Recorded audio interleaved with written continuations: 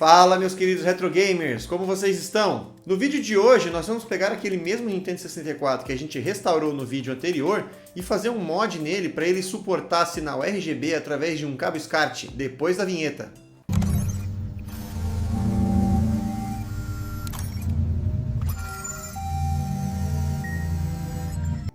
Bom, todo mundo conhece esse cabinho aqui que vinha junto com o 64, conhecido como RCA, ou então áudio e vídeo, pelo menos era assim que eu chamava na época. Mas o que é esse cabo? O que é o cabo SCART? Qual a diferença entre os dois sinais? E por que um é melhor do que o outro? Para entender isso, nós precisamos voltar bem ao passado, quando a TV nem tinha cores ainda. Na época da TV preta e branca, não existia sinal de cor, só existia o brilho, ou seja, quanto mais claro, mais branco era o pixel, e quanto mais escuro, mais preto. E isso desenhava a imagem que a gente via na tela. Quando a TV colorida chegou, surgiu um desafio gigante, a retrocompatibilidade. Já existiam muitas TVs preto e branca no mercado e ninguém queria simplesmente jogar a sua fora. Então a solução foi manter o sinal do brilho do jeito que estava e simplesmente empacotar a cor por cima, tudo num único sinal. Nasce aí o vídeo composto, que é esse cabinho amarelo aqui que todo mundo conhece. Já o branco e o vermelho são para o áudio esquerdo e direito, mas o foco do episódio de hoje é o vídeo. A TV preto e branco continuava conseguindo renderizar o sinal preto e branco, ignorando o sinal da cor. Já a TV colorida conseguia ler os dois sinais renderizando a imagem colorida. Isso era uma solução fácil, simples e barata, porém isso tudo tinha um preço. A imagem gerada pelo sinal RCA era borrada, serrilhada e tinha muito vazamento de cor. Diferentes países resolveram esse problema com a mesma ideia, mas implementando de jeitos levemente diferentes, surgindo aí os padrões NTSC, SECAM e PAL-M. Nos Estados Unidos era NTSC e no Brasil PAL-M. O problema é que os sinais não eram completamente compatíveis entre si. Então, ao ligar um console importado em uma TV nacional, a TV saía somente preto e branco. Para resolver isso, a gente precisava fazer um mod chamado de transcodificação. Quem viveu a época sabe bem do que eu estou falando. Um pouco depois surgiu o S-Video, que é esse cabinho daqui. Ele é praticamente a mesma coisa, só que separa o brilho e a cor em duas vias diferentes. Melhorava um pouco, mas não fazia nenhum milagre. Já no final dos anos 90, com a chegada dos DVD players e da sexta geração de consoles, veio o cabo componente, que ele tinha 5 pontas ao invés de 3. 2 ainda eram para o áudio, mas dessa vez tinha 3 para o vídeo, que eram o Y, o PB e o PR. O Y ainda carregava o brilho, mantendo a compatibilidade com as TVs antigas, já o PB e o PR carregavam um sinal de cor muito menos compactado. Separando mais as coisas, as cores ficaram mais nítidas, os pixels ficaram mais bem definidos e ainda ganhamos compatibilidade com Progressive Scan e até resoluções maiores, até 720p. Foi o casamento perfeito com a sexta e até um pouquinho da sétima geração de consoles, que em alguns casos já vinha com HDMI, fazendo a transição entre a era analógica e a digital. E aí tem o tesouro da era analógica, o sinal RGB. Aqui nada de compactação, verde, vermelho, azul e até sinais de sincronia, cada um tinha a sua via dedicada. Era a forma mais pura que se tinha de mandar um sinal analógico para dentro da televisão. Contornos afiados, texto legível, pixel lisinho e cores bem definidas. Isso tudo ficou muito acessível na Europa por causa desse conector grandão aqui, ó, o SCART. Embora eu nunca tenha visto um desse pelo Brasil, quem tinha uma TV com conector SCART vivia no paraíso do sinal analógico. Mas se era tão bom, por que não virou padrão no mundo todo? O SCART foi um padrão regional europeu, incompatível com tudo que existiu antes dele. E a gente que é gamer sabe o quanto a retrocompatibilidade é importante para o sucesso de uma plataforma, não é mesmo? Nas Américas e no Japão, o que dominou mesmo foi o RCA pela simplicidade e depois o componente pela qualidade e retrocompatibilidade. O SCART ficou mais como um luxo europeu, incrível, mas completamente fora do radar da indústria. E é aí que a gente chega no nosso querido Nintendo 64. De fábrica, ele saiu compatível com RCA e S-Video. Já o RGB quase chegou a ser compatível, mas faltava alguns componentes que a Nintendo provavelmente tirou para cortar custos, já que não era um padrão muito utilizado. A partir do primeiro reveal da placa-mãe do Nintendo 64, esse suporte foi removido completamente. Então, para conseguir fazer esse mod, a gente precisa do primeiro Nintendo 64 de todos, fabricado em 1996, que contém o chip BU980-1F. É dele que a gente vai puxar o sinal verde, vermelho, azul e C-Sync para fazer o nosso mod. Resultado, o melhor sinal analógico que o Nintendo 64 poderia ter, sem borrado, serrilhado ou cor vazando do jeitinho que era para ser. Bom, agora que você já conhece toda a história dos sinais analógicos, bora fazer isso acontecer? Então, de volta aqui com o nosso Nintendo 64 na bancada, nós vamos desmontar ele bem rapidinho.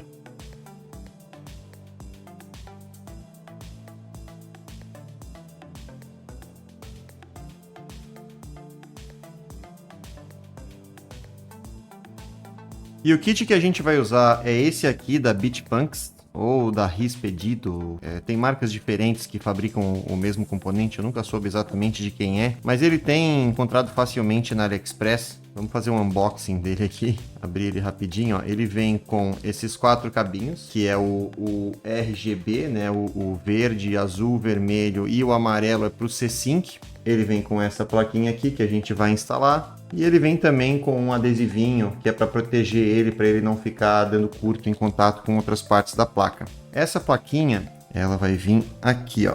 Ela encaixa nesses pininhos aqui, que na verdade são os pinos que saem aqui para a porta multi-out, que é o nome dessa porta aqui da Nintendo, que ele é compatível com vários tipos de sinal, né, com a pinagem correta. Então a gente coloca essa plaquinha aqui encaixada e liga os pininhos que tem aqui embaixo nos pinos R8, 9, 10 e o 16 aqui para cima. Então, primeiro a gente vai começar fixando a plaquinha aqui na porta de vídeo. A gente só precisa soldar os pinos que tem aqui o anelzinho prata ao redor, né, que tem solda, significa que são os que vão realmente ter contato. Vamos soldar eles aqui, eu vou colocar primeiro um pouquinho de fluxo.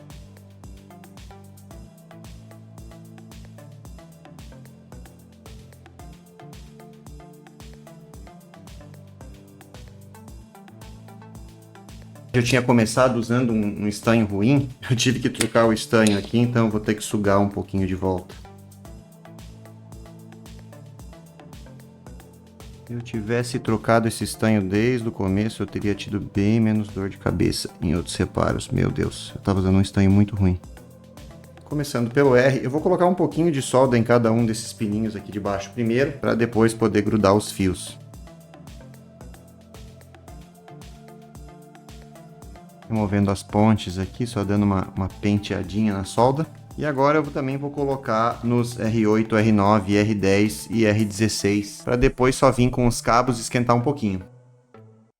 Um pouquinho de fluxo, que é sempre muito importante.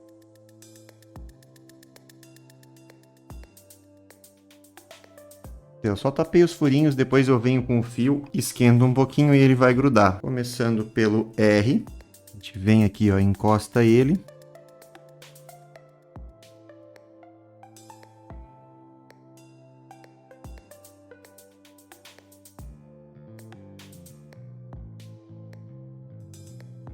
Gente, vamos dar uma limpadinha na placa com álcool isopropílico e aí olhar no microscópio que a gente consegue ver bem certinho se ele está bem instalado e conferir todas as soldas.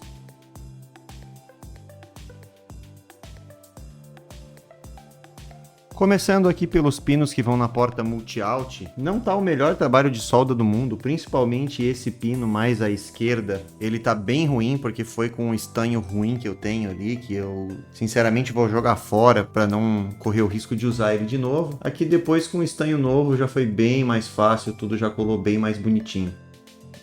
Passando aqui para a área de baixo, aqui a gente tem o nosso amigo 16 e aqui embaixo tem que conferir só se eles não estão dando curto nesses outros amiguinhos que tem do lado aqui, gente. O azul definitivamente não está, o verde também não está encostando aqui embaixo, ó, eu estou passando a pinça por baixo e aqui o vermelho também não, gente.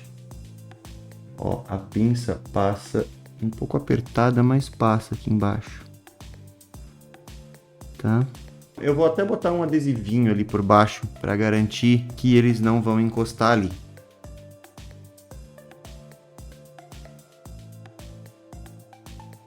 Conferindo uma última vez aqui, já está bem melhor.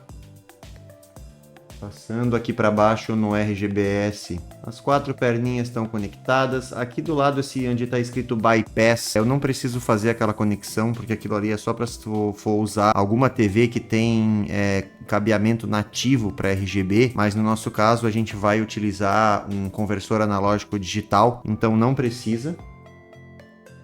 Seguindo aqui, o nosso cabo S está bem isoladinho e bem preso ali. E aqui o RGB também estão todos bem conectados. Eu acho que tá tudo legal para a gente voltar a montar e testar. Uma coisa que eu tinha esquecido desse Nintendo 64 é que ele não estava acendendo o LED. Então a gente vai testar esse LED e vai ver se a gente consegue substituir ele e fazer ele acender. Com o multímetro aqui na posição da continuidade, eu só vou tentar descobrir qual dos dois é o negativo, né? Ele tem que apitar quando é o negativo. Então é a perninha da direita, quando ele está de cabeça para baixo. Vamos remover ele aqui e substituir.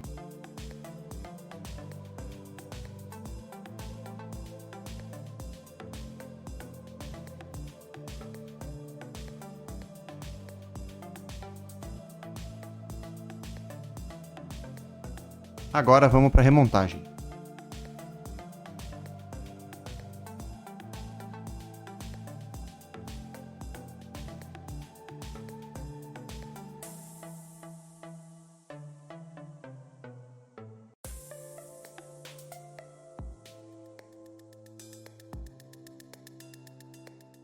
Estação montada, cabo SCART conectado e bora pro teste.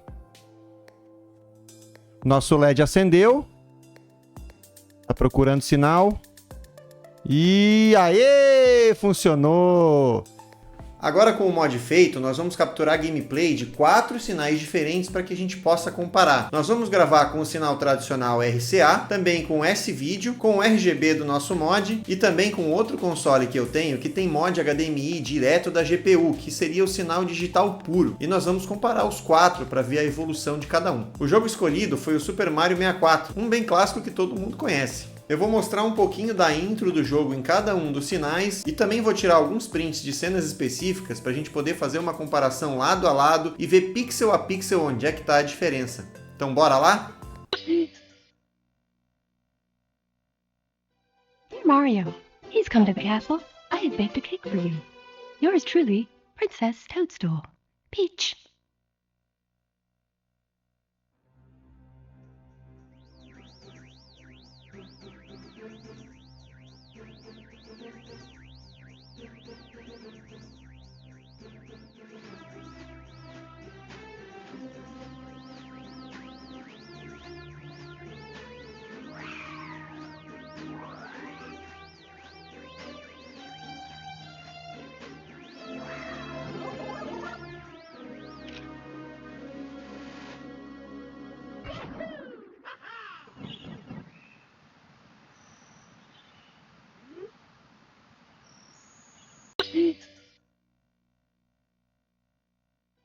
Dear Mario, please come to the castle. I have baked a cake for you.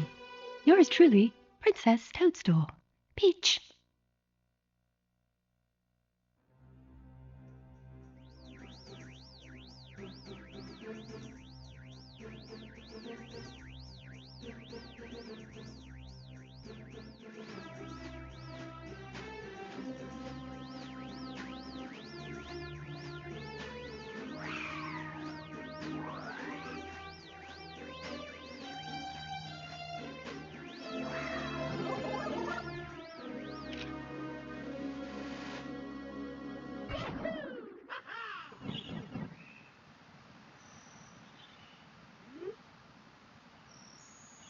Bom galera, aqui analisando alguns frames parados, começando pelo cabo RCA, vocês conseguem ver que ao redor das letras tem uns borradinhos rosa e verde. Então isso aí é o vazamento de cor que eu falei. As cores que estão ao redor dos pixels preto do texto acabam borrando o preto, né? Esse texto ele deveria ser completamente preto. Além disso, a gente consegue ver também vazamento de cor ali entre a pele da Peach e o cabelo dela, no contorno do rosto. Vocês conseguem perceber quase como se fosse uma linha amarelada entre o tom mais escuro do cabelo e o tom mais claro da pele, além de que a imagem está completamente borrada. Passando aqui para esse vídeo, a gente já consegue ver que, pelo menos nas letras pretas, corrigiu o vazamento de cor, mas não corrigiu muito bem o vazamento nas outras cores. A gente ainda tem essa mancha amarelada entre o cabelo da Peach e a pele dela. Passando aqui para o HDMI, a gente já consegue ver que não tem mais vazamento de cor, não existe mais mancha amarelada entre a pele e o cabelo da Peach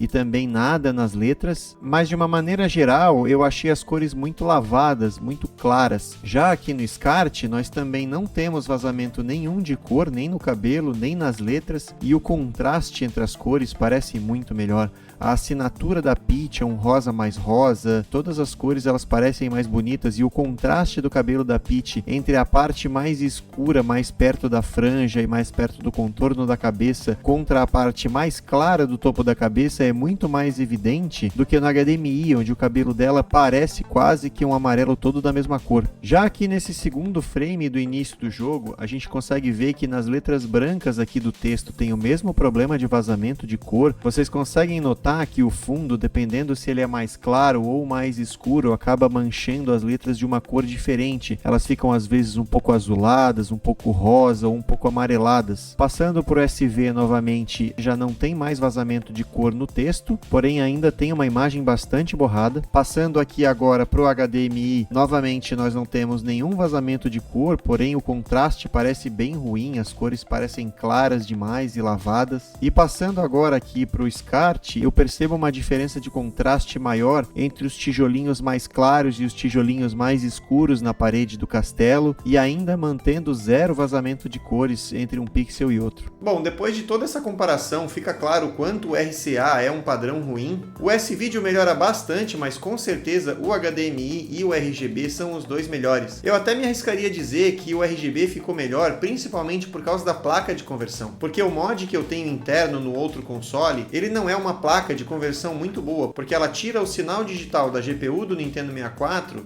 e converte para o padrão HDMI, só que essa conversão não é de muito boa qualidade. Já para captura RGB, nós estamos pegando o sinal RGB do Nintendo 64 e convertendo para digital através de uma placa OSSC 1.7, que é muito melhor configurável e por isso a gente conseguiu obter uma qualidade superior. Mas tem outras opções mais caras no mercado de placas de conversão HDMI do Nintendo 64 que produzem um sinal muito superior, mas aí a gente está falando de coisa que custa 5 vezes o valor do console, ou até mais. Então, na minha conclusão, o que eu acho que vale mais a pena se você é um retro gamer que joga múltiplos consoles é investir nesse mod RGB para o Nintendo 64, que é bem barato, e investir num conversor de qualidade que você vai poder usar tanto para puxar o sinal RGB do Nintendo 64 quanto para outros consoles retrô da sua coleção, pois normalmente esses conversores eles também aceitam sinal componente, que é usado em muitos consoles da 6ª e 7ª geração. Se a gente for falar em valores de 2025, para você fazer a conversão HDMI interna na placa do Nintendo 64, vai custar aí cerca de R$500. Já o mod RGB você consegue por menos de 100 e por outros 500 você compra um OSSC conversor de qualidade, na AliExpress, por exemplo.